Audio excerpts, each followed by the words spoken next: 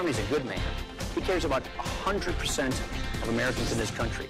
And with respect to that quote, I think the Vice President very well knows that sometimes the words don't come out of your mouth the right way. But I always say what I mean. And so does Romney. Everybody. The first and only vice presidential debate of 2012 is now in the history books. That's right. They clashed over several issues front and center here in Southwest Florida, including the economy, Social Security, Medicare, and religion. For In Your Corner's Mike Mason live with local political analyst to break down what it all means to you. Yeah, Laura Weir is a political science professor at Edison State College. We both watched the debate. Definitely a heck of a lot more exciting than the presidential debate was. Right. And just tell me, did they really hit on everything that they were trying to nail down, or were there some lost opportunities? I think there were some lost opportunities there, but I think that it was a very wide-ranging discussion, even though the moderator was trying to keep very tight parameters on them. But I think definitely when they were talking about Libya, trying to attach blame for that incident, I think that there was some missed opportunities on both parts. They were both a little tentative on that, but especially Joe Biden absolutely missed the opportunity to then come back and say that reason the lack of security there was really tied to Congress not approving budgets for the State Department in that regard, and that has been a very consistent argument this week coming out of the Democratic camp. And you know, when they were discussing things, it became sort of combative. I mean, they were almost arguing at one point. Right. Ryan and Biden were talking about tax cuts. We have some sound that we're going to roll in just a second here.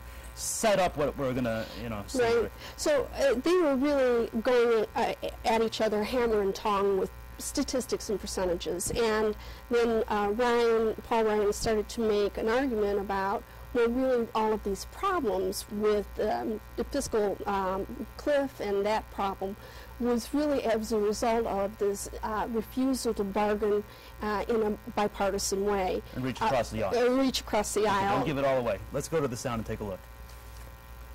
Is he wrong about that? He is wrong about that.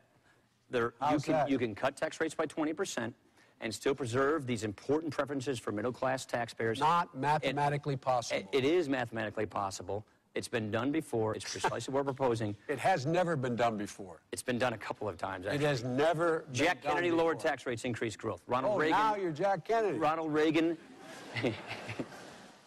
We lost part of that soundbite because of the graphic, but you get the idea. Right. They're arguing. Right. And, tomorrow when we hear from the political pundits, who won this debate? Mm-hmm. That's the question. Who won?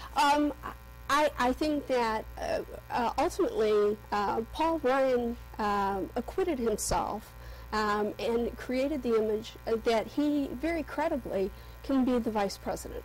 And he came across having an awful lot of weight and knowledge in the area of foreign policy, which was surprising.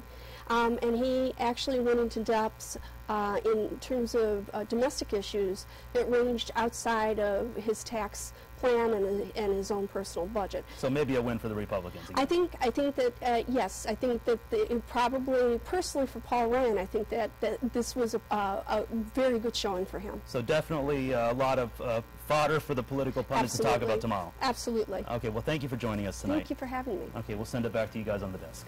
And we are getting your take right now on the debate on our Facebook page and by phone. And taking a look here at some of what you're saying. Bonnie from Fort Myers calling into our viewers' voice line saying the debate was just too much for her to even handle.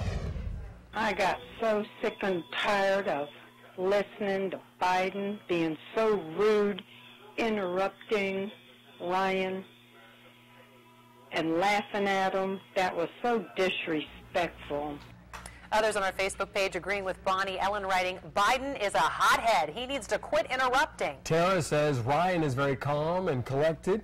Biden is so rude. But Sean sees things differently, writing, Biden is not beating around the bush and is totally clear in making his points. Jeff thinks the VP is making up for the president's performance last week, writing, Biden is outperforming his boss. Ryan is not prepared for Joe. I would have thought Obama would have beat Romney and Ryan would have beat Biden. However, it's totally opposite. Remember, you can always voice your view on Facebook or by calling us at 206-FOX-4.